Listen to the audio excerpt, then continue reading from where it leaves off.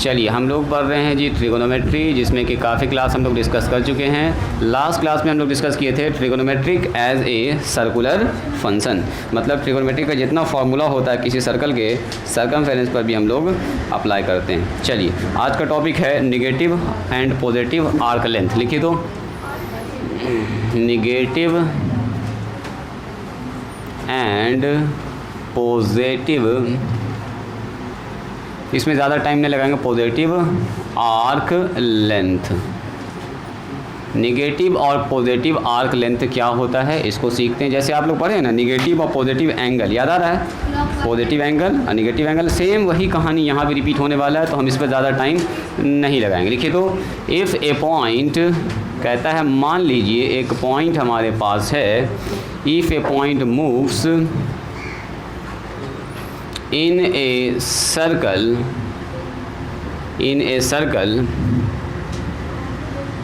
then जो arc है, arc length is covered, arc length covered होगा, कवर किया जाएगा, कवर्ड बाय इट, इसके द्वारा एक आर्क लेंथ कवर किया जाएगा। covered by it is said to be positive, positive और negative,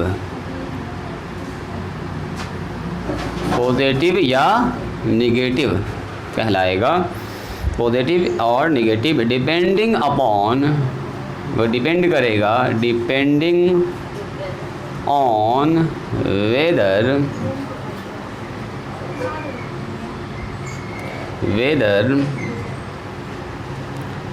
the point moves in the anti-clockwise direction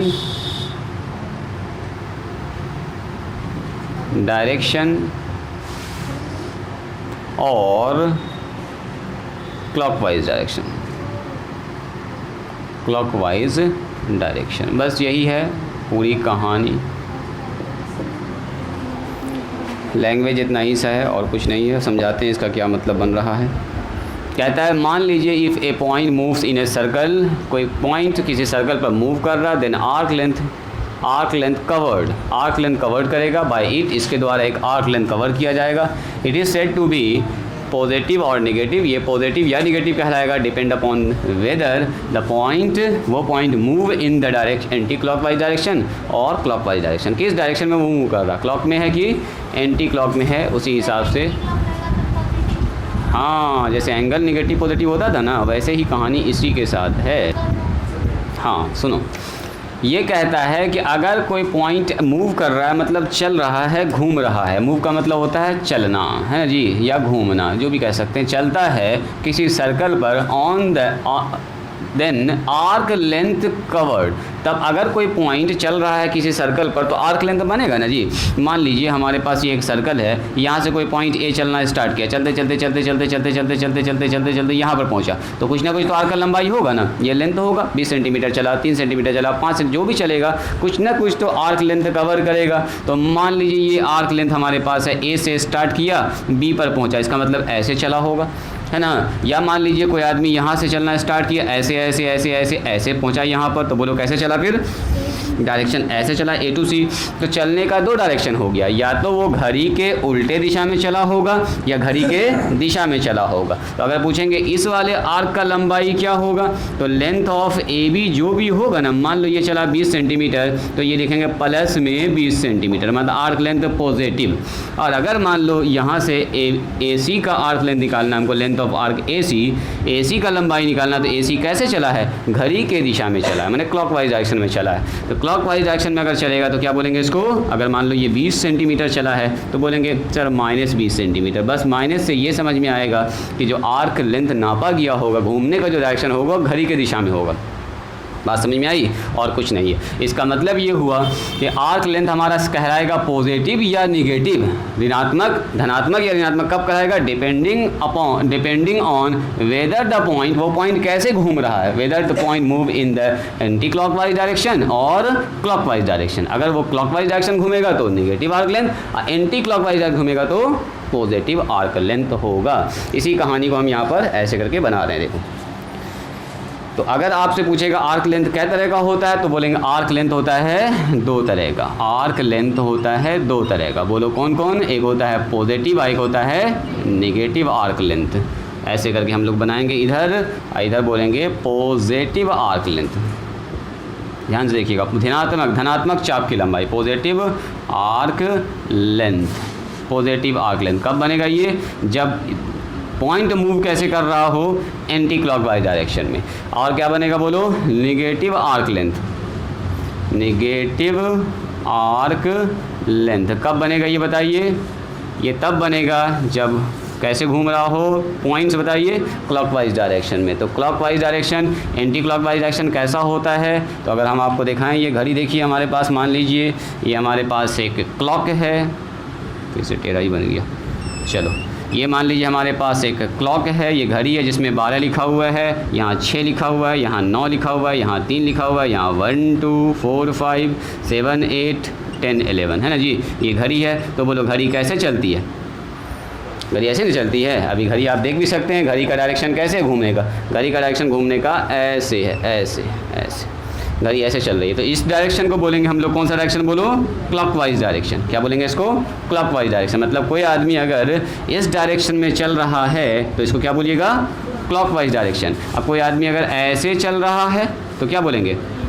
anti clockwise. इसको बोलते हैं क्लॉकवाइज। ऐसे जैसे घड़ी घूमती है तो लाल वाला निशान ऐसे ही चल रहा है, ठीक है। घड़ी चलती है ऐसे, ब्लैक वाला ऊपर जा रहा है, तो ये हमारा हो गया एंटी क्लॉकवाइज डायरेक्शन, है ना जी, एंटी क्लॉक।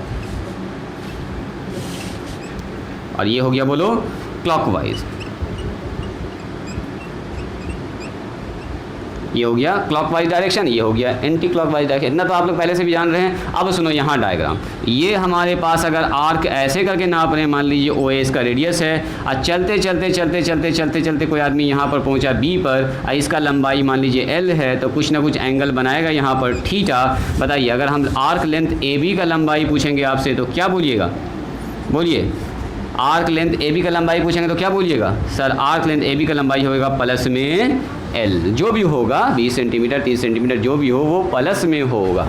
अगर हम आपसे पूछेंगे बताओ आर्क लेंथ ऐसे करके चल रहा है, देखो जी यहाँ से कोई आदमी चलना स्टार्ट किया, ए से चलते चलते चलते चलते कहाँ पहुँचा? मान लीजिए सी पर पहुँचा, तो यहाँ लंबाई हुआ एल, तो एल क्या हो जाएगा बोलो? यहाँ पर निगेटिव हो जाएगा। बस ये है कि क्योंकि घूम रहा है घड़ी के दिशा में और ये घूम रहा है घड़ी के उल्टे दिशा में, ऐसे करके मोशन हुआ, इसका घूमने का डायरेक्शन इधर है। तो कहने का मतलब अगर हम आपसे पूछेंगे बताइए आर्क लेंथ ए सी का आर्क लेंथ बताइए कितना होगा?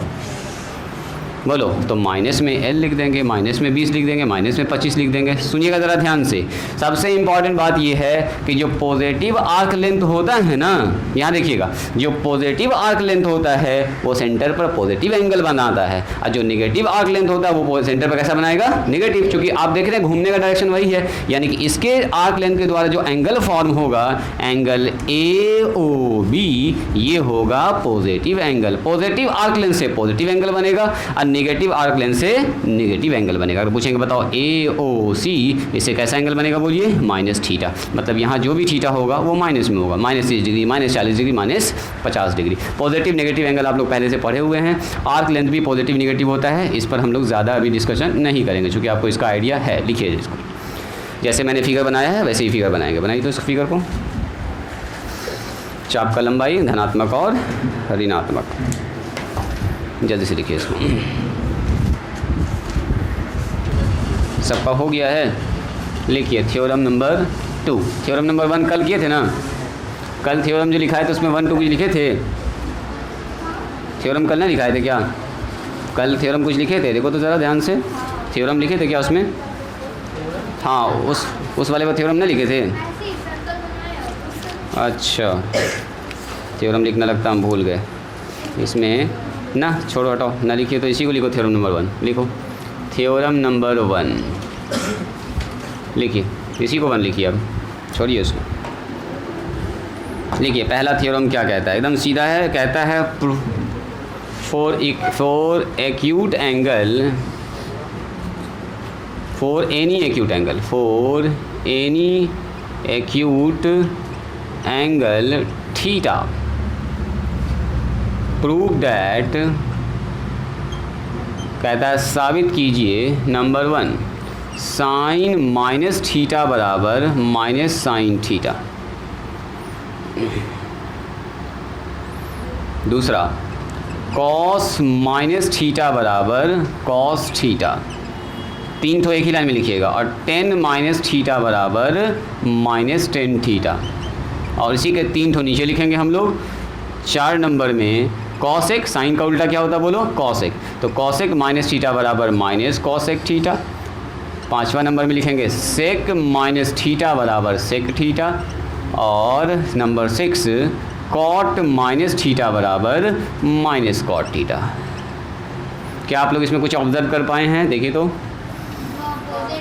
2 ठो में सर माइनस से कोई फ़र्क नहीं पड़ा है, बाकी सबका माइनस ऐसा लग रहा बाहर निकल गया ना, निकल गया। साइन से यहाँ से लग रहा माइनस बाहर निकल गया, कॉसेक से भी ऐसा लग रहा कि बाहर निकल गया माइनस, देखो तो टेन से भी ऐसा लग रहा सर बाहर निकल गया, और यहाँ से लग रहा सर माइनस बाहर निकला ही नहीं, गायब हो गया। मतलब इस निगेटिव एंगल से कॉस को कोई फ़र्क नहीं पड़ा है, और इस निगेटिव एंगल से सेक को कोई फ़र्क नहीं पड़ा है। मतलब इस वाले कंडीशन में कॉस और सेक बाहर निकल के पॉजिटिव ही वैल्यू दे रहा है, बाकी सब में माइनस क्या आ रहा है, बाहर आ रहा है। चलिए हाँ अभी रुक जाओ, तुम लगता है थोड़ा आगे पढ़ी हुई हो है ना, रुक जाइए अभी उसके बारे में चर्चा करेंगे। अभी चर्चा करेंगे, डायरेक्ट प्रूव करेंगे इसका थ्योरम के जैसा। अब उसको जब क्वाड्रेंट फार्मूला बताएंगे ना, तब आपको बताएंगे कि फर्स्ट क्वाड्रेंट में किसका घर है, सेकंड क्वाड्रेंट में। अच्छा आज ही के दिन आ ही जाएगा वो चीज़, क्वाड्रेंट फॉर्म में आ ही जाएगा वो, तुमको याद है ना, इसलिए तुम उसको पकड़ पा रही हो। ठीक है, आज हम आपको क्वाड्रेंट का डिवीज़न कर ही देंगे, और किस घर में कौन आदमी रहता है ये सब बात आपको आज बता ही के कंप्लीट करेंगे। क्वाड्रेंट तक आपको पहुंचा देते हैं, ताकि फिर अगला क्लास में हमको थोड़ा आसानी हो प्रूफ करने में, सब कुछ बताने में। चलिए, तो इसके लिए हम लोग एक डायग्राम बनाएंगे, फिर से वैसा ही डायग्राम जो कल बनाए थे, कल से लेकिन थोड़ा सा ये इजी होगा, सिंपल होगा। कल थोड़ा सा ज़्यादा एनालिसिस किए थे इस पर हम लोग, याद है? इस तरह का डायग्राम बनाए थे कल हम लोग, है ना, एक सर्कल बनाए थे। वैसे ही आपको फिर से एक सर्कल बनाना है, और सर्कल कैसा था बोलो, यूनिट सर्कल। ठीक बोल रही है सिमरन, इसका मतलब इसको याद अच्छे से। चलिए जी, यहाँ पर है हमारे पास X O X dash and Y O Y dash, दो हमारे पास एक्सिस है। इसको हम लोग कोऑर्डिनेट एक्सिस भी कहते हैं, क्लास 10th में भी आप लोग पढ़े होंगे इसको। क्या बोलते हैं इसको? Coordinate axis. चलिए, यहाँ पर हम लोग एक सर्कल ले रहे हैं, जिसका रेडियस कितना है बोलिए, यूनिट रेडियस का एक सर्कल पकड़ रहे हैं।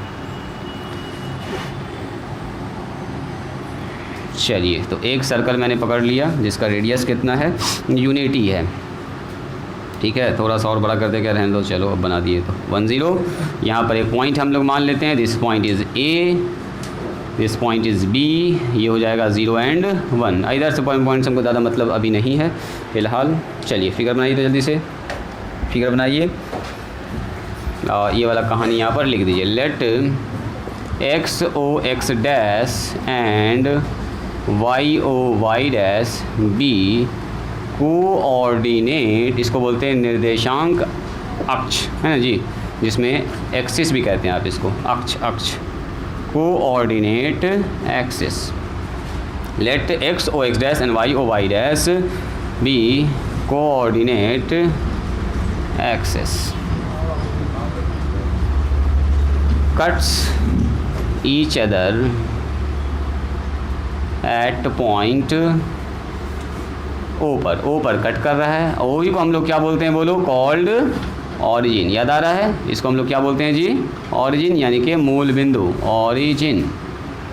ऑरिजिन को हिंदी में बोलते हैं मूल बिंदु। इसको साथ साथ लिखते जाएंगे, फिगर भी साथ साथ बनाते जाइएगा। ठीक है, जब हम प्रूफ करेंगे तो वहाँ पर बस ध्यान से देखिएगा, तुरंत आपको समझ में आ जाएगा कैसे कैसे काम हो रहा है। चलिए, हम मान लेते हैं let we have a circle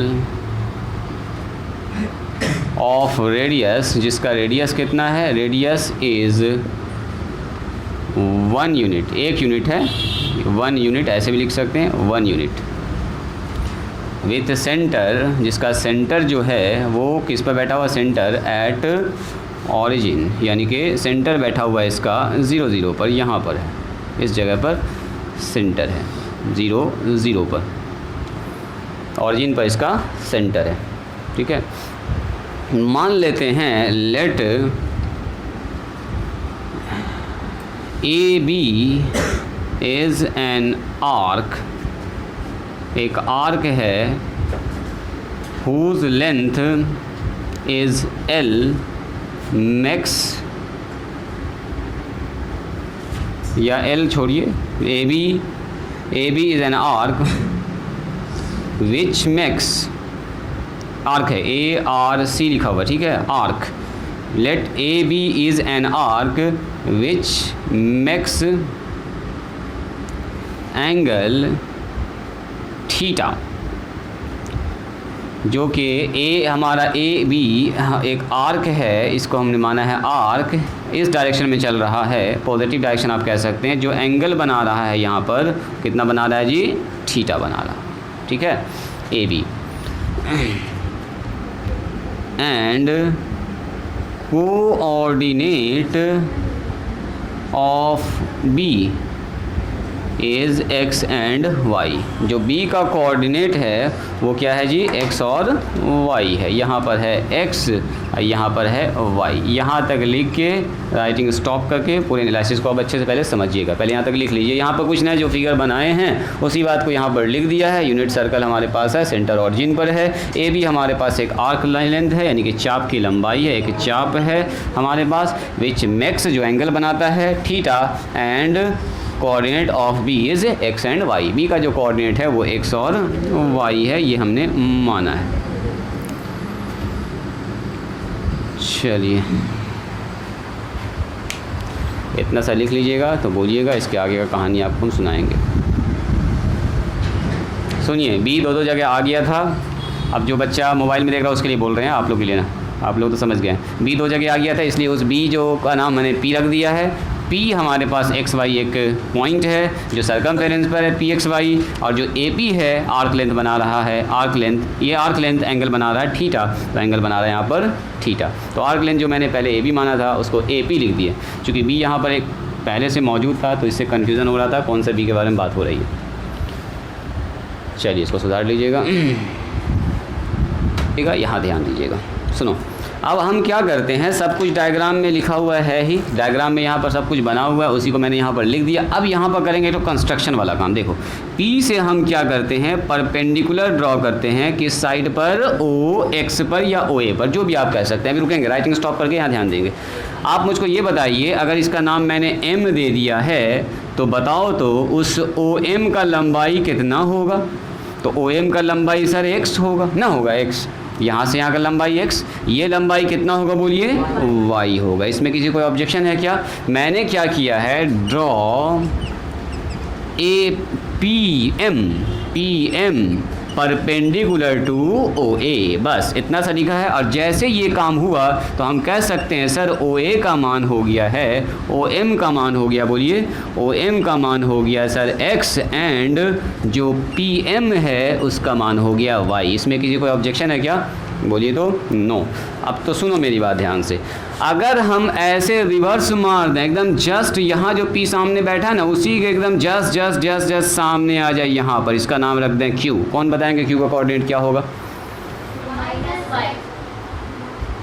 coordinate बोलो, x माइनस वाई, ये पूरा बोलना चाहिए था। वो ठीक बोली कि सर ऊपर y है तो नीचे माइनस वाई होगा, लेकिन x y, मैंने कोऑर्डिनेट पूछा। तो अगर इसका कोऑर्डिनेट पूछेंगे तो सर ये हो जाएगा x तो निगेटिव है, x तो उधरे है, y ना जो ऊपर था वो आ गया है नीचे, तो हो गया माइनस वाई। जैसे अगर हम आपसे पूछेंगे यहाँ पर कोई पॉइंट है, इसका नाम है 3 और 4, तो बोलो उसी के जस्ट सामने जो पॉइंट है उसका नाम क्या होगा? x का मान तो 3 होगा, y का मान सर डाउन चला गया तो y का मान सर 4 हो जाएगा, माइनस में 3 और माइनस 4 होगा। इतनी सी बात आई समझ में? सबसे इंपॉर्टेंट बात यही है यहाँ पर। तो अब मुझको ये बताइए, ये आदमी ऊपर जाके जो एंगल बनाया, ये लंबाई और ये लंबाई दोनों बराबर होगा कि नहीं होगा?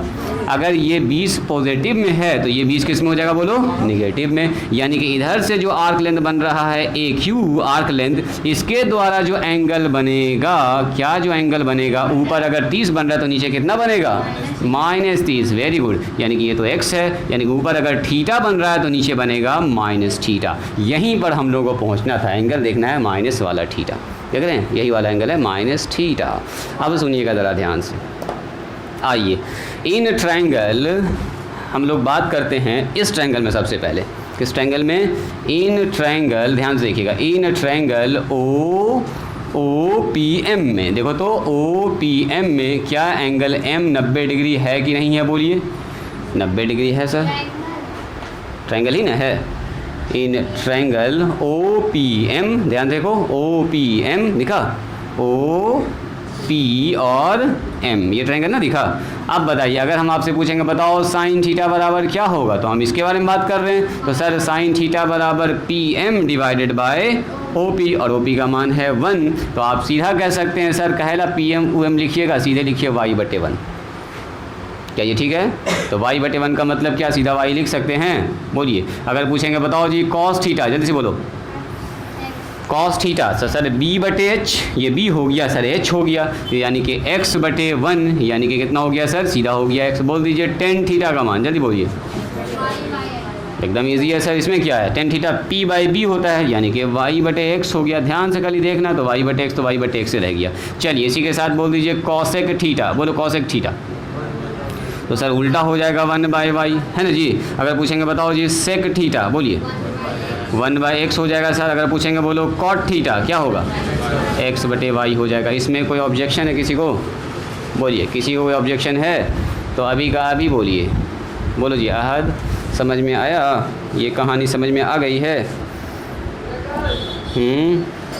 देखो तो अब बताइए, हाँ अब आइए, इन ट्रायंगल, जगह हमारे पास थोड़ा छोटा बच रहा है, यहाँ पर लिखते हैं। आइए इन ट्रायंगल, आ जाइए नीचे वाले में जो इतना मेहनत से हम लोग बनाए हैं, arc length negative, negative arc length से बनेगा negative angle. In triangle O M Q में आइए, क्या एंगल m फिर से 90 डिग्री है कि नहीं है? देखोगे एक एक लाइन में सब प्रूफ होने वाला है। तो अगर हम आपसे पूछेंगे बताओ जी साइन -थीटा, इस बार तो एंगल ये ना देखेंगे, अब इसको भूल जाइए, खाली नीचे वाला एंगल देखो, नीचे वाला ट्रायंगल देखो। तो नीचे वाले ट्रायंगल में जो एंगल बन रहा है वो निगेटिव ना बन रहा है, इसको देखना है, इसको देखना आपको, इसको देखना है सिर्फ यहाँ पर। तो सर एंगल में -थीटा हो गया, बोलो साइन -थीटा बराबर according to this p/h, sir h, p/h, यानी कि कितना लिखेंगे बोलो, -y। ये लंबाई कितना है, ये लंबाई है -y, और ये हमारा कितना है बोलो, ये तो x बना हुआ है, ये तो b है, ये p है, और ये h है, यानी कि ये 1, यानी कि -y/1, यानी कि -y। और जहाँ पर y है, जहाँ पर y है वहाँ पर बैठा सकते हैं साइन थीटा, क्या बैठा सकते हैं इसके जगह पर, यानी कि माइनस में साइन थीटा। तो ऐसा लग रहा है कि जैसे माइनस की जो अंदर में था साइन के, वो बाहर निकल गया है, साइन -थीटा बराबर कितना हो गया, -sin थीटा। बात समझ में आई? इसी के साथ होता है पहला फॉर्मूला प्रूफ। दूसरा देखो, हाँ ऐसे ही सब करेंगे। आइए कॉस थीटा, उसी ट्रायंगल में देखने, कॉस थीटा, कॉस -थीटा, बोलो जी राजनंदनी, कॉस -थीटा, यहाँ से बोलो तो कॉस थीटा वर्षा होता है b/h, तो b का मतलब x/1, माइनस नहीं प्लस ना होगा, x/1, और x/1 का मतलब क्या, x, और x को क्या लिख सकते हैं बोलो, cos थीटा, यानी कि cos के अंदर निगेटिव है भी तो बाहर निकल के कोई फ़र्क नहीं पड़ा, यानी कि हमारा पॉजिटिव ही आया है। बात समझ में आ रही है? बात समझ में आ रही है? क्या इसी तरह से 10 का आप लोग खुद से कर सकते हैं? 10 का खुद से भी कर सकते हैं। तो सर tan थीटा हमको निकालना है, tan -थीटा, बोलिए तो मेरे साथ, tan -थीटा, यहाँ से पकड़ेंगे, tan -थीटा, सर p/b, यानी कि -y/x, है कि नहीं, -y/x। तो बता दो ये हो गया हमारे पास, सर माइनस बाहर रह देते हैं, y/x लिख देते हैं, इस y/x की जगह पर y/x की जगह पर लिख सकते हैं tan थीटा। तो सर ये हो गया tan -थीटा बराबर -tan थीटा। तो ऐसा लग रहा है कि साइन के अंदर अगर एंगल में माइनस है तो बाहर निकल जा रहा है, tan के अगर अंदर में एंगल है तो बाहर निकल जा रहा है, cos के अगर एंगल में है तो माइनस बाहर नहीं निकल रहा है, मतलब cos निगेटिव एंगल बाहर आके पॉजिटिव के बराबर ही होता है, जो कॉस थीटा का मान वही कॉस माइनस थीटा का मान, मतलब जो कॉस 30 डिग्री का मान वही कॉस माइनस 30 डिग्री का मान, वही माइनस कॉस 60 डिग्री का मान। बात समझ में आ रही है? तो यहाँ पर कॉस से नेगेटिव एंगल बाहर नहीं निकलता है। क्या 3 ठो आप खुद से कर लीजिएगा। देखो साइन है तो साइन का उल्टा भी निगेटिव आएगा, कॉस है तो कॉस टेन का उल्टा भी निगेटिव, कॉट वाले में भी निगेटिव रह जाएगा। अब कॉस का उल्टा में सेक में निगेटिव खत्म हो जाएगा। आप यहाँ करके देख सकते हैं। देखो साइन है उसका उल्टा में निगेटिव बाहर आ रहा है, कॉस और उसके उल्टे में निगेटिव बाहर नहीं आएगा, टेन और कॉट में निगेटिव बाहर आ जाएगा। आपको याद रखना कॉस और सेक में माइनस बाहर नहीं निकलता है, बाकी सब में बाहर निकल जाता है। इतनी सी बात याद रहेगी। अब सुनिए ऐसा क्यों हुआ, कोई बताएंगे? कोई बताइए तो ऐसा क्यों हुआ, कोई बताइए ऐसा क्यों हुआ, निगेटिव क्यों आ रहा है? कोई बताओ तो, बोलो देवेशी बताओ, निगेटिव क्यों आ रहा है? निगेटिव आ रहा है ड्यू टू वाई, यहाँ ध्यान दीजिएगा, यहाँ ध्यान, ड्यू टू माइनस वाई। और वाई क्या है बोलिए? परपेंडिकुलर। जिस फंक्शन में परपेंडिकुलर इन्वॉल्व होगा उसमें माइनस रह जाएगा, क्योंकि उसमें लगेगा माइनस वाई। तो बोलो पी किस में होता है? साइन में पी होता है, टेन में पी होता है, कॉसेक में पी होता है और कॉट में पी होता है, लेकिन कॉस में और सेक में पी नहीं होता है। तो ये माइनस वाला काम ही नहीं हुआ, उसमें बी बटे एच हो गया, यानी कि एक्स भी पॉजिटिव, ये लेंथ 1 तो पहले से पॉजिटिव रेडियस है। तो बात समझ में आई? इसीलिए कॉस का माइनस से कोई फ़र्क नहीं पड़ता है, कॉस से माइनस बाहर निकलता ही नहीं है, क्योंकि इसमें पी ही नहीं है, इसमें है बी बटे एच। कॉसेक में भी क्या बोलो? H by B. तो इसमें सर पी आया ही नहीं, तो ये निगेटिव वाले का कोई काम ही नहीं हुआ। इतनी सी बात समझ में आई? लिखिए इसको लिखिए। हम यहाँ पर नंबरिंग कर देते हैं सीक्वेंस से, ताकि आपको लिखने में आसानी हो। जल्द से लिखो, तो जहाँ तक आप लोग लिख चुके थे वहाँ से बढ़िए आगे। 5 इसको लिखिएगा, ये वाला काम अभी अच्छा होगा आपका। 5 6 के बाद यहाँ आ जाइएगा 7, उसके बाद 8 9 10 11 के बाद इधर आ जाइएगा 12 13 के बाद इधर आएंगे हम लोग 14 15 16 और 17। बचा हुआ खुद से कर सकते हैं प्रूफ, बोलो जी तब्बीर, बचा हुआ कर लोगे तीनों प्रूफ कि कर लिए? कर लोगे, करो जल्दी से। 3 ठो बचा हुआ खुद से निकालिए आप लोग फटाफट, जल्दी जल्दी निकालिए। तो जो 3 ठो बच रहा है खुद से निकालिए। तो आज के दिन हम लोग प्रूफ कर दिए हैं कि साइन के अंदर निगेटिव है तो बाहर निकल जाएगा, कॉसेक के अंदर निगेटिव है तो बाहर निकल जाएगा, टेन से निगेटिव बाहर निकल जाएगा, कॉट से निगेटिव बाहर निकल जाएगा। निगेटिव बाहर किससे नहीं निकलेगा? तो कॉस से और सेक से। एकदम याद रखिएगा आज के दिन से। फिर क्वाड्रेंट से भी बताएंगे, जो देवेशी को पता है थोड़ा सा पहले से, आप लोग भी धीरे धीरे सीख जाइएगा, लेकिन उसके लिए थोड़ा सा वेट करेंगे। 20 तारीख के दिन पूरा डिटेल में डिस्कस करेंगे। अभी थोड़ा सा हम आपको दिखा देंगे कि इस घर में कौन पॉजिटिव कौन निगेटिव होता है। तो धीरे धीरे आप भी समझ जाइएगा, इसमें कुछ भी मुश्किल नहीं है, एकदम मज़ा आएगा आपको पढ़ने में। यही वाला एक्सरसाइज सबसे ज़्यादा टाइम लगाएगा और इंटरेस्टिंग भी है, नया नया चीज़ में आप सीखिएगा। उसके बाद तो खाली कंपाउंड एंगल, मल्टीपल एंगल, सब मल्टीपल एंगल, यही सब चलेगा। हो चुका आप लोगों का ये।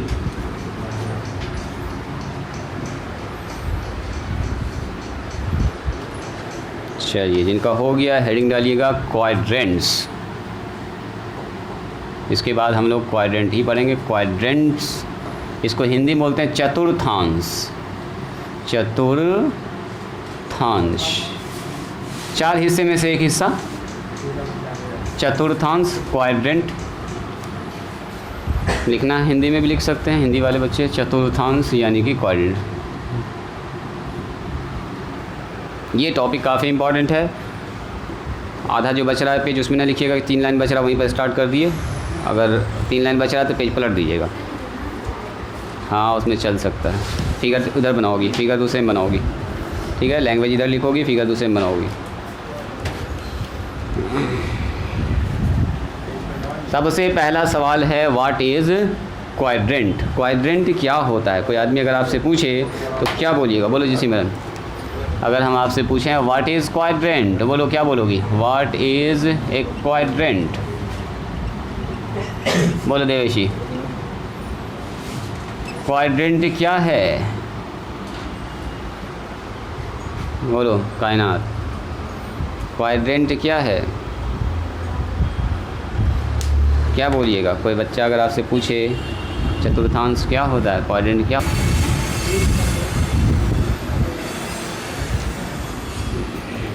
लिखिए क्वाड्रेंट क्या होता है। पहले थोड़ा सा डेफिनेशन लिखते हैं इसका, लैंग्वेज, उसके बाद फिर बढ़ेंगे आगे की कहानी।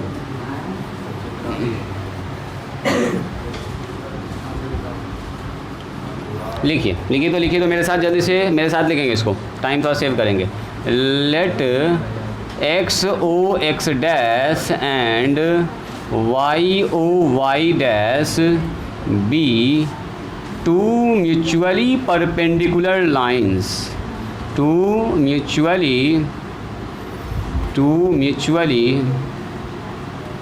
परस्पर, हिंदी में इसको बोलते हैं परस्पर, two mutually perpendicular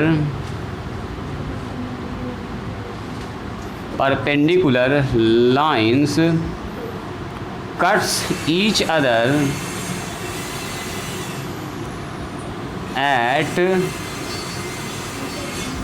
point O called origin. यहाँ तक तो आप लोग जान ही रहे हैं ना ऑरिजिन का कहानी, इसको हम लोग ओ से डिनोट करते हैं और 0 0 लिखते हैं। ये यहाँ से इम्पॉर्टेंट पॉइंट है। देखो दीज टू लाइन्स, ये जो हमारे पास दोनों लाइन है,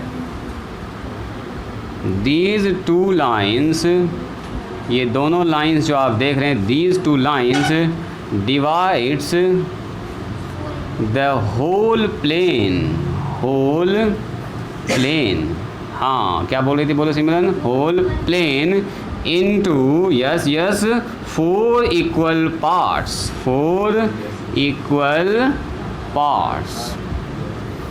each part 4 equal parts, each part, हर पार्ट को हम लोग कहेंगे each part called a quadrant, हर पार्ट को कहेंगे एक क्वाड्रेंट है। So there are 4 quadrants, so there are 4 quadrants,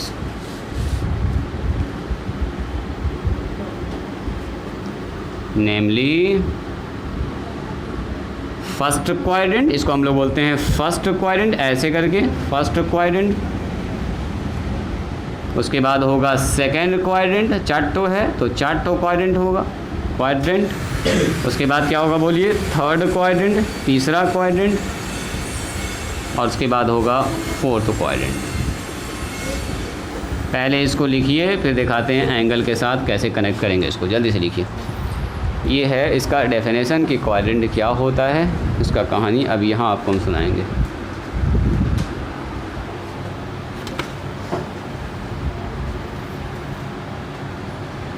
और ध्यान से इसको देखिएगा।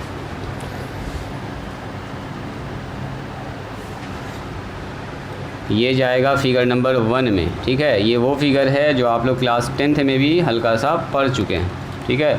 तो ये अपना जाएगा फिगर नंबर 1 में। इसको जब बनाइएगा तो लिखिएगा फिगर नंबर 1। आपको कई बार फिगर बनाना है, हम बनाएंगे एक ही बार, इसी पर हम मिटा मिटा के सारा काम करेंगे। X O X dash, Y O Y dash, ठीक है।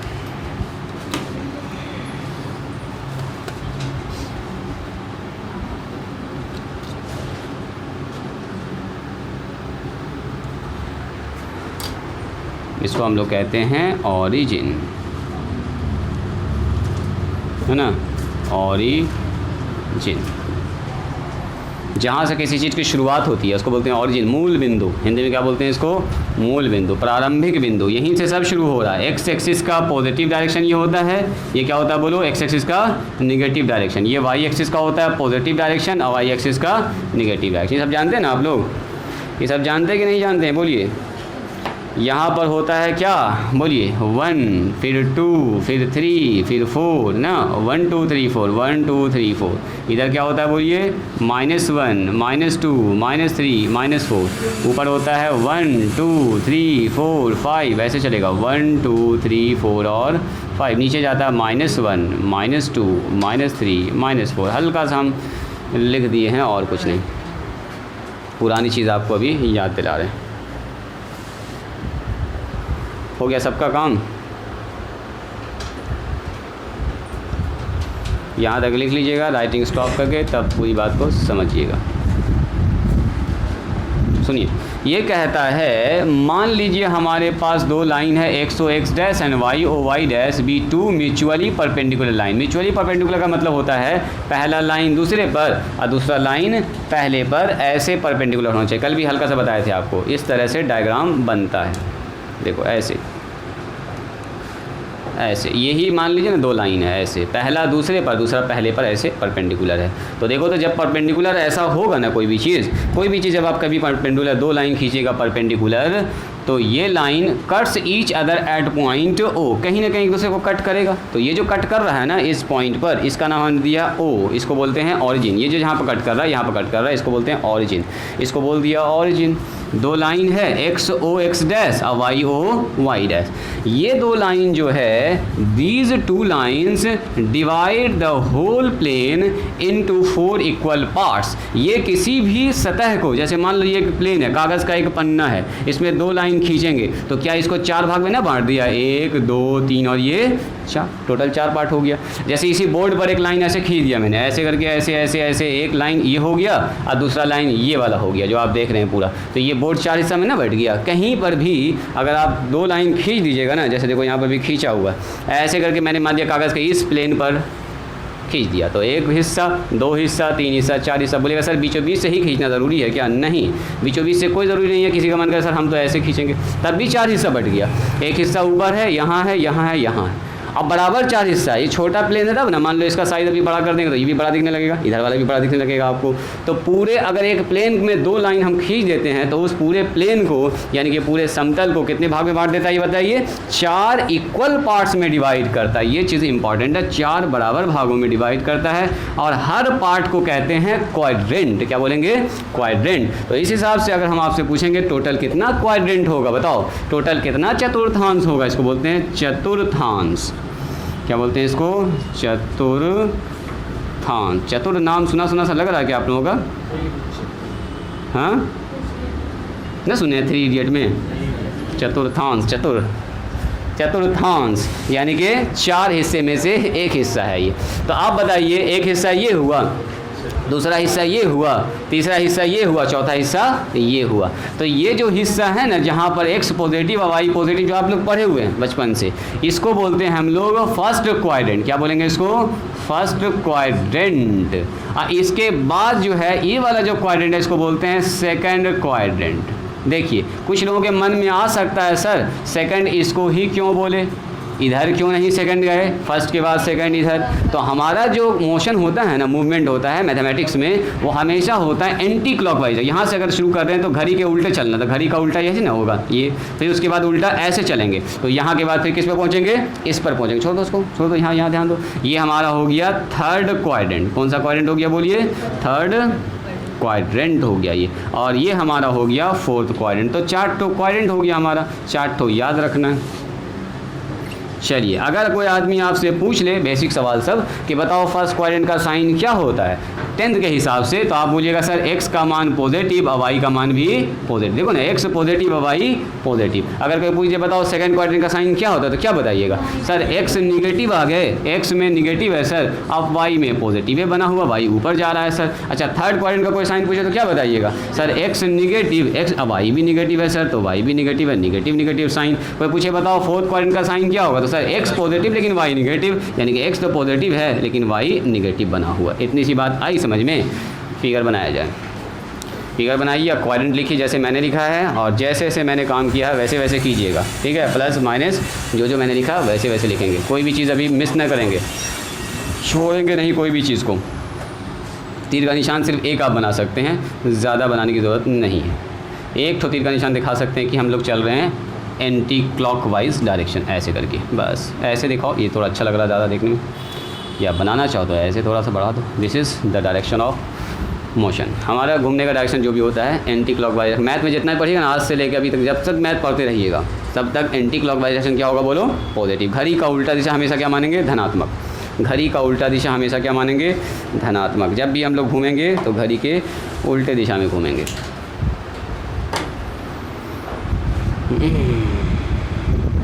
फिगर अभी 2-3 बार बनवाएंगे आप लोगों से। फिगर नंबर ये है 1, लिखिए उसमें ये जो फिगर बनाया एकदम जर्नल फिगर बेसिक फिगर है, इसको हम लोग बोलेंगे फिगर नंबर 1, जो कि क्लास 10th में भी आप लोग देखे हैं। बस इसका मैंने डेफिनेशन आपको लिखा दिया है, इसमें कुछ बहुत ज़्यादा नया नहीं है कि हम इस पर बहुत ज़्यादा टाइम लगाएं। फिगर नंबर 1 हो गया फिनिश। फिगर नंबर 1 सबका फिनिश है। लिखिएगा फिगर नंबर 2। फिगर नंबर 2 बनाइएगा, सब काम यही कीजिएगा, ये सब मिटा दीजिएगा, ये सब मिटा दीजिएगा, ये जो प्लस माइनस का साइन सब हटा दीजिएगा, क्वाड्रेंट लिखिएगा अच्छे से, ठीक है। हाँ, खाली क्वाड्रेंट जैसे लिखा हुआ है, first quadrant, second quadrant, third quadrant और फोर्थ क्वाड्रेंट, बस अच्छे से लिखिएगा उसको। अभी बहुत काम होगा, इसके आगे तो काम, अभी कहानी शुरू हुआ है, अभी तो कहानी शुरू हुई है, अभी तो बहुत सारी चीज़ में सिखाएंगे हम आपको।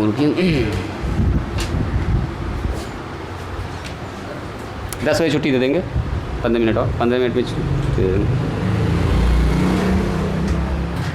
बस बेस मेन तैयार करके आपको हम छुट्टी दे देंगे। रुक जाइए, जब हम बना लेंगे तब बोलिएगा। सुनिए, आप मुझको ये बताइए, अब एक्सेस वगैरह सब छोड़िए, अब ये प्लस माइनस को छोड़िए, आप ये बताइए यहाँ पर अगर एंगल की बात करें डिग्री सिस्टम में कितना डिग्री, जल्दी बोलो। वेरी गुड, 0 डिग्री होगा सर, इसमें क्या मुश्किल है। यहाँ कितना डिग्री होगा बोलो, 90 डिग्री होगा। यहाँ बताओ 180 डिग्री होगा सर। यहाँ बताइए सर 270 डिग्री, 90 चल रहा है, और सर घूम के फिर आ जाएगा 360 डिग्री। इतनी सी बात समझ में आई। फिर से आइए, अगर हम बात करें रेडियन में कितना रेडियन, तो पाई रेडियन। 0 रेडियन। यहाँ आइए तो सर π/2 रेडियन, यहाँ पहुँचेंगे तो सर पाई रेडियन, यहाँ पहुँचेंगे तो सर 3π/2 रेडियन। याद आया, 3π/2 रेडियन। अगर कंफ्यूज कर जाएंगे ना, यहाँ पर 180 रख के देख लीजिएगा, 180 करेंगे तो 2 नमा 18, 90, 9 3 27, हो गया काम खत्म। बस 180 रख के आपको चेक करना और कुछ नहीं। और यहाँ हो जाएगा 2π रेडियन। ये सब पिछले क्लास में लोग डिस्कस कर चुके हैं। इसी के साथ अगर हम आपसे पूछेंगे बताओ ग्रेड सिस्टम में क्या होगा, तो सर 0 ग्रेड, यहाँ पर आ जाइए 100 ग्रेड, यहाँ पर आ जाइए सर 200 ग्रेड। कितना होगा बोलो, 200 ग्रेड। अब बताओ यहाँ पर कितना होगा सर 300 ग्रेड, और यहाँ पर कितना होगा बोलिए, ग्रेड है, ग्रेड, ये हो गया 400 ग्रेड। इसमें किसी को कोई ऑब्जेक्शन है क्या, बोलिए तो, कोई ऑब्जेक्शन है क्या, कोई ऑब्जेक्शन, नो ऑब्जेक्शन। रुक जाइए। अब बताइए अगर हम 0 डिग्री में कुछ ऐड करेंगे, राइटिंग स्टॉप कीजिएगा, 0 डिग्री में अगर कुछ ऐड कर देंगे तो क्या वो कंडीशन फर्स्ट क्वाड्रेंट का बनेगा कि नहीं बनेगा।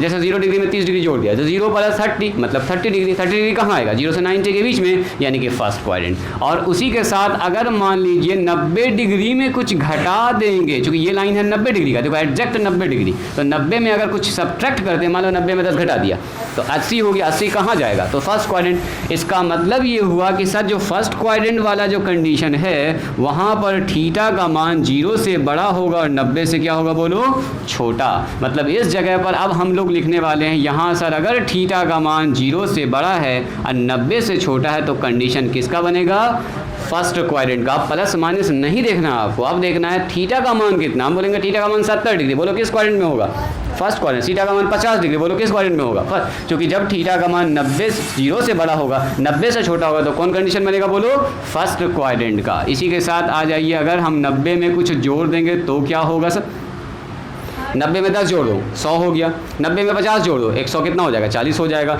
यानी कि 90 में अगर कुछ ऐड कर देंगे तो 90 से एंगल बढ़ जाएगा, और 90 से एंगल बढ़ने का मतलब किस में इंटर कर गए, सेकंड क्वाड्रेंट में। दूसरा एक और कंडीशन है कि अगर मान लीजिए 180 में कुछ घटा देते हैं, जैसे 180 में 10 घटा दो 170, 180 में 20 घटा दो कितना होगा बोलो 150। तो कहने का मतलब ये हुआ अगर 180 में कुछ घटा देंगे तब भी किस क्वाड्रेंट का कंडीशन बन रहा है बोलिए।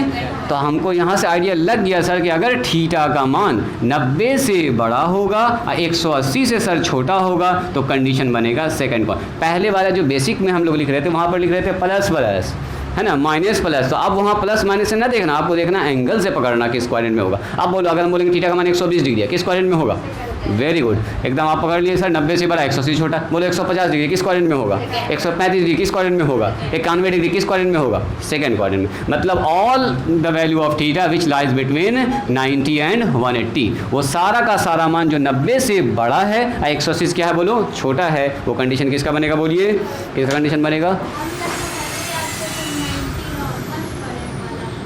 अभी रुक जाओ थोड़ा सा। हाँ, अभी तो हम लोग जो याद किए ना 90 डिग्री माइनस वो फर्स्ट क्वाड्रेंट में था, इसीलिए अब सब अभी आगे बढ़ेंगे। बोलो ठीक 90 में जोड़ रहे हैं, ओहो हो 180 में जोड़ रहे हैं। 90 तो रहे हैं, यहाँ पर तो 180 है। 180 में कुछ जोड़ेंगे तो क्या होगा बोलिए?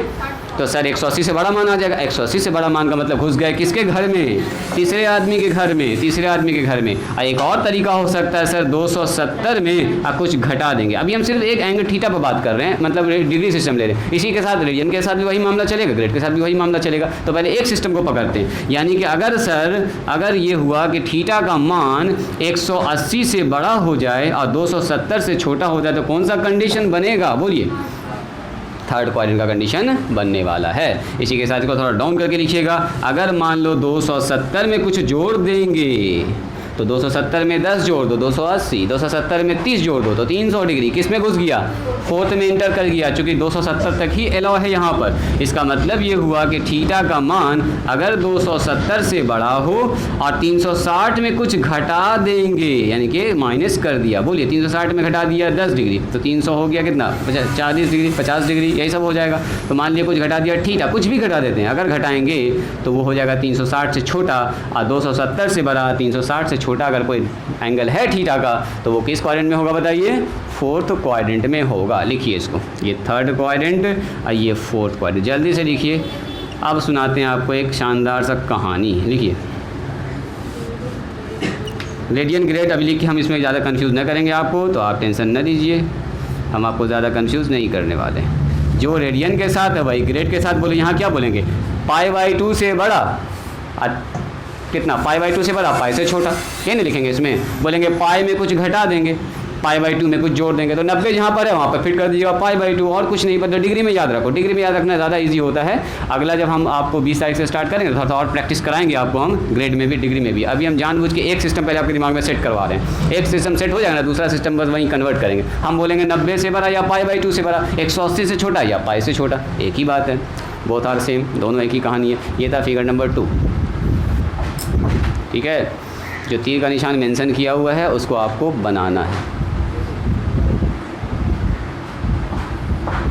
रुक जाओ तुम बताओ थीटा का मान अगर, अच्छा थोड़ा सा ज़्यादा हम पूछ लिए, बताओ थीटा का मान 300 डिग्री का तो कहाँ होगा ये बताओ?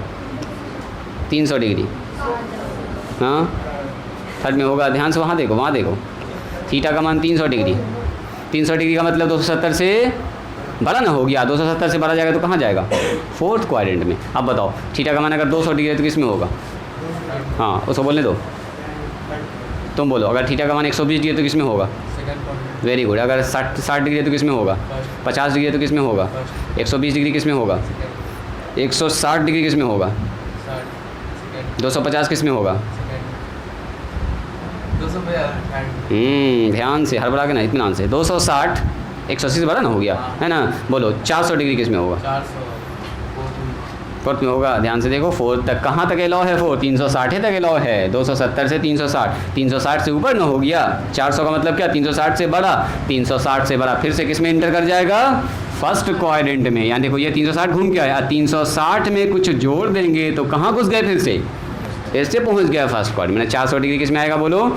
प्रथम चतुर्थांश में, यानी कि फर्स्ट क्वाड्रेंट में। वेरी गुड, चलो सबको आ गया समझ में? बोलो जी 135 डिग्री कहाँ होगा तुम बताओ? सेकंड में होगा। Very good. 210 किस में होगा?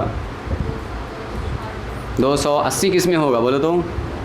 वेरी गुड, यानी कि आप पकड़ पा रहे हैं आराम से। चलिए बहुत अच्छा। तुम बताओ आधान, पकड़ पा रहे हो? तुम बताओ समझ पा रहे हो? बोलो 100 डिग्री किस क्वाड्रेंट में होगा? Very good. 320 डिग्री किस में होगा? 320। ध्यान से देखो, वहाँ देख के अभी बता सकते हो, कोई दिक्कत नहीं, देख के बताओ किस में? चतुर्थ क्वाड्रेंट में होगा। बिल्कुल। अगर हम आपसे पूछेंगे बताइए 300 डिग्री किस में होगा? फिर से बोलो, वही फोर्थ क्वाड्रेंट। 270 से बड़ा, 300 का मतलब क्या, 270 से बड़ा, 270 से बड़ा। ठीक, अगर हम आपसे पूछेंगे बताइए 190 डिग्री किस क्वाड्रेंट में होगा, किस में होगा, थर्ड में होगा। 190 का मतलब क्या बोलो, 180 से बड़ा। पहचान पा रहे हैं इसको, पहचान पा रहे हैं। चलिए फिगर नंबर 3, फिगर नंबर 3, इसको अब अच्छे से मिटाइएगा और यहाँ पर सब कुछ मिटा दीजिएगा, सब कुछ मिटा देना है। यहाँ पर सब कुछ मिटा देना है, रबर से ना मिटाना है, आपको नया बनाना है। हम मिटा रहे हैं, चलो मिटा दिए सब कुछ। लाइन पर खाली वो सब छोड़ दीजिएगा जो लिखा हुआ है 180, ये सब सिर्फ लाइन पर छोड़ दीजिएगा, यानी कि सब लिखिएगा। चलो जल्दी कीजिए, एकदम फास्ट कीजिए। लाइन पर इसको रहने दीजिएगा। लाइन पर यहाँ पर 200 ग्रेड जो था, 180 डिग्री था, पाई रेडियन था, इसको रहने दीजिएगा। 270 डिग्री था, 3π/2 रेडियन था, और क्या था जी, 300 ग्रेड था, इसको रहने दीजिएगा। बाकी ये सब रहने दीजिएगा। 360 डिग्री, 2π रेडियन और 400 ग्रेड। हाँ बस ये सब रहने दीजिएगा, बाकी सबको मिटा के नया बनाइएगा आप। नहीं तो नया, जरा सा हम इसको मॉडिफाई करते हैं।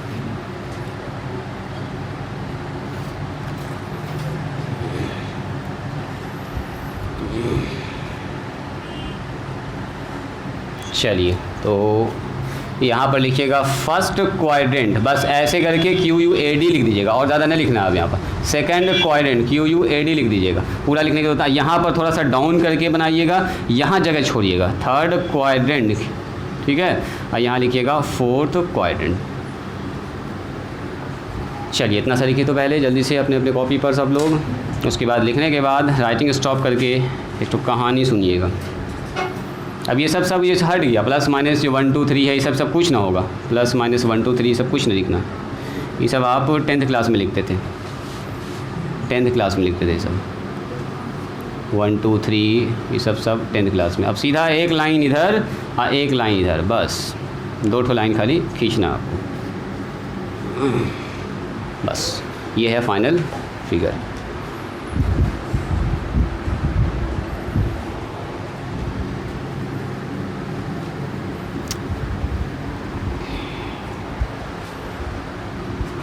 ये है हमारा थर्ड क्वाड्रेंट।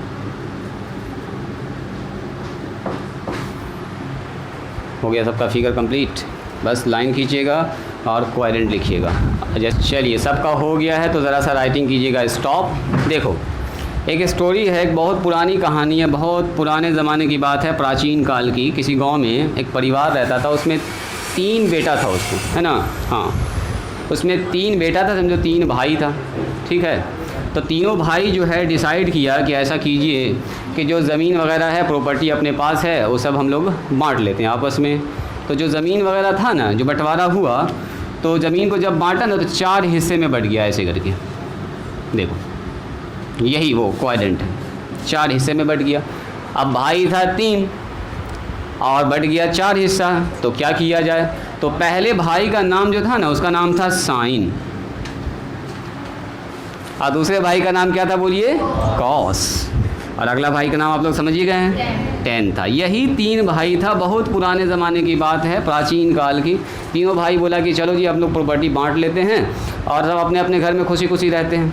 और हाँ क्या पूछे बोलो बाप ना, बाप ठीठा नहीं था, उसके पिताजी का डेथ हो गया था, देहांत हो गया। सब भाई जो है 3 भाई साथ साथ रहता था, फिर सबकी शादी हो गई, बोला कि अब बंटवारा कर लेते हैं, अपना खुशी खुशी रहते हैं। तो ये जो साइन था ना, साइन को मिल गया ये वाला घर। कौन वाला, सेकंड वाला घर साइन के हिस्से में पड़ गया। आई तीसरा वाला जो घर था वो 10 के हिस्से में पड़ गया, ठीक है। और ये वाला हिस्सा पड़ गया किसको, कॉस वाले भाई को। अब एक तो जो घर था वो खाली रह गया, तो बोला कि इसका क्या किया जाए। तो बोला कि इसको बना दीजिए गेस्ट रूम, गार्डन बना दीजिए, सब लोग आएगा, घूमेगा, हवा खाएगा, ताज़ी ताज़ी हवा, किसी का मेहमान आ गया बैठेगा, गपशप करेगा, घूमना फिरना है, आके यहाँ घूम लीजिए फिर लीजिए, किसी को भी मर्जी है, जो चाहे आ सकता है जा सकता है, नो प्रॉब्लम।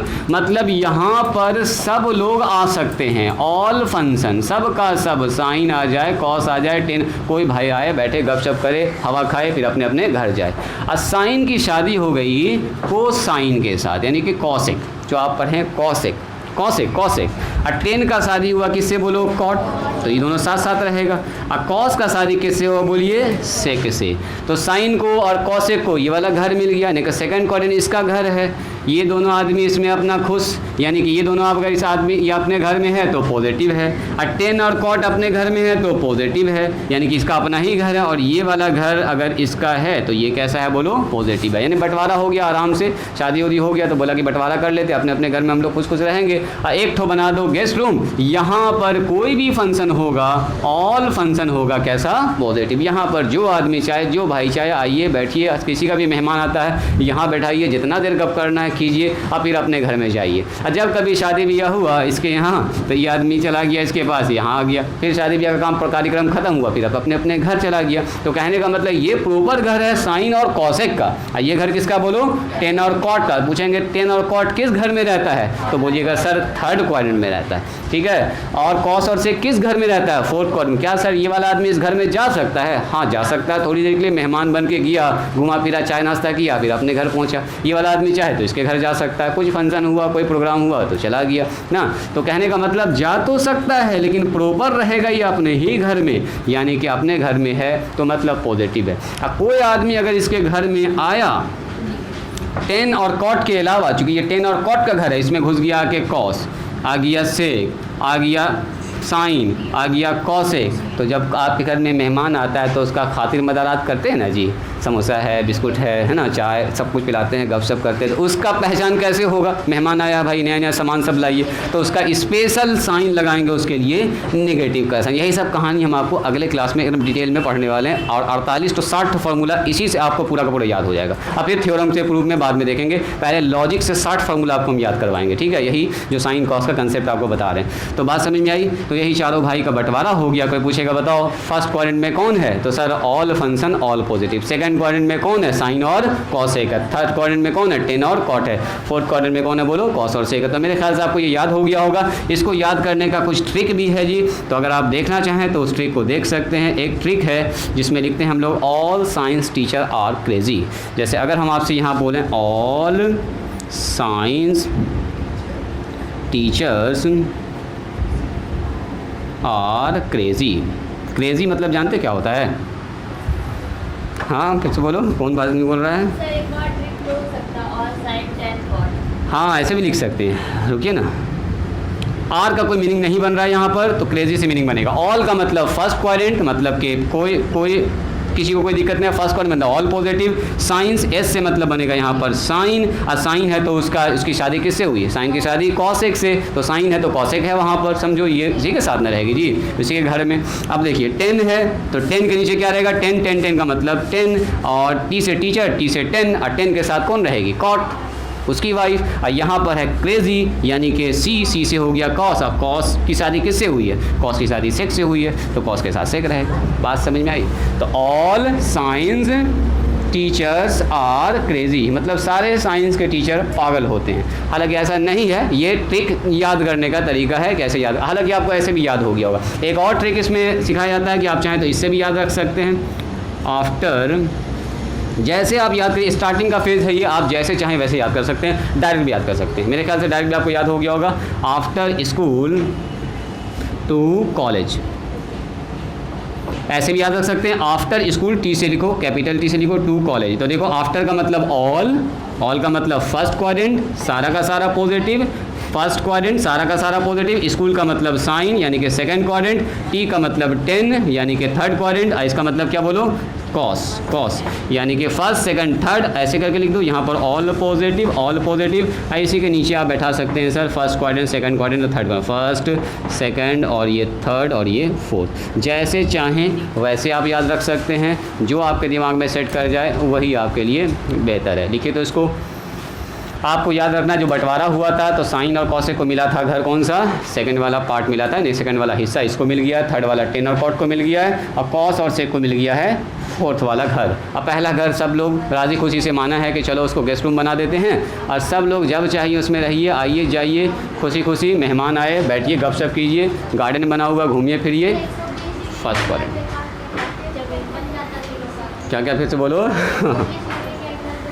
तो फिर साइन कॉस वाला कंसेप्ट गड़बड़ा जाता है ना, इसीलिए बंटवारा हुआ 4 हिस्से में। अब बराबर बैठेंगे तो सब अपना अपना गेस्ट रूम बनाएगा ना, फिर अपना अपना सब गार्डन बनाएगा, तो उससे अच्छा ना कि एक ही बार गार्डन बना दिया जाए, बड़ा मैदान भी मिल गया, आके सुबह सुबह मॉर्निंग वॉकिंग भी सब आदमी कर लिया, फिर सुबह अपने घर चला गया। क्या जी, मेहमान आया तो आराम से बैठ भी गया, पूरा जगह है, तो इसीलिए एक घर को बना दिया गया गार्डन। All positive. क्या बोल रही है, फिर से बोलो। ये जो याद कराएं ये सब ट्रिक है ना, यही सब याद करने का ट्रिक है। All science teacher are crazy after school to college, ये सब याद करने का ट्रिक है। मेरे ख्याल से बिना याद ट्रिक के भी आपको ये याद हो गया। नहीं याद हो गया जी, बोलो सिमरन। थर्ड क्वाड्रेंट किसका घर? थर्ड क्वाड्रेंट में कौन कौन आदमी रहता है?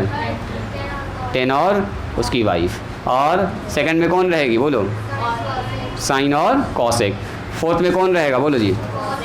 कॉस और सेक रहेगा। ये तो 3 ठो बात है, आप ऐसे भी याद रख सकते हैं, आंख बंद करके बोले हाँ सर फर्स्ट क्वाड्रेंट में ये है, सेकंड में ये है, थर्ड सब फर्स्ट में तो सब है, सब फर्स्ट में तो सब खुश है, कोई दिक्कतें नहीं है किसी को, आइए जाइए घूमिए फिरिए, नो प्रॉब्लम। यहाँ तक सेट हुआ दिमाग में सेट हुआ। तो अगर हम पूछेंगे बताओ साइन किस एंगल से पॉजिटिव, कहाँ से कहाँ तक, किस एंगल पर नेगेटिव होगा, बोलो तो साइन हमारे पास इस घर में अगर है तो पॉजिटिव है, यानी कि 90 से बड़ा और 180 से छोटा वैल्यू पर साइन हमेशा क्या होगा, बोलो पॉजिटिव होगा। आइए इतनी सी बात समझ में, इतनी सी बात आ गई समझ में। चलिए फाइनल डायग्राम बनाइए 4। बस ख़त्म हो गया, कहानी ख़त्म है। टाइम हो गया है, छोड़ दें क्या? हाँ फिर से रिवीजन करेंगे इसको। चलो फिर से रिवीजन करेंगे, हल्का सा खाली इसको देख लीजिए। स्टॉप राइटिंग, रुकिए, खाली देख लीजिए हल्का सा, और कुछ नहीं, बस उसी फिगर को हल्का सा घुमा रहे हैं। देखो हल्का सा खाली हम इसको सर्कुलर के जैसा बना दे रहे। ये बोलिए तो 0 हो गया, ये कितना होगा बोलो तो 90, ये बोलिए 180, ये बोलिए 270, यहाँ बोलिए 360 हो जाएगा सर। तो ये जो एंगल यहाँ से यहाँ तक होता है, थीटा का मान 0 से बड़ा और 90 से छोटा किस घर में आएगा? फर्स्ट क्वाड्रेंट में। और अगर थीटा का मान कितना 90 से बड़ा हो जाए, 180 से छोटा हो जाए, तो किस घर में आएगा बोलिए? सेकंड में आएगा सर। और अगर थीटा का मान 180 से बड़ा हो जाए, 270 से हो जाए, किस घर में आएगा बोलिए? थर्ड में आ जाएगा सर। और अगर थीटा का मान यहाँ से आ जाए कितना, 270 से बड़ा और 360 से छोटा, किस घर में आ जाएगा? फोर्थ क्वाड्रेंट में। बस यही, ये तो आप ऐसे भी घर पर बना सकते हैं।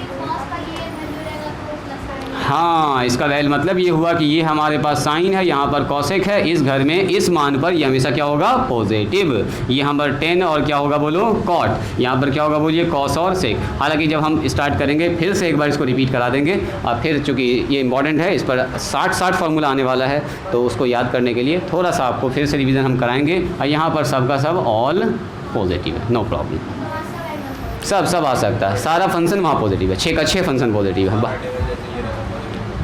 हाँ वही जो आपने 90 डिग्री छोटा, हाँ बना सकते हैं बिल्कुल। इस डायग्राम को बना लीजिए और आज यहीं पर स्टॉप करते हैं। आज के लिए इतना ही।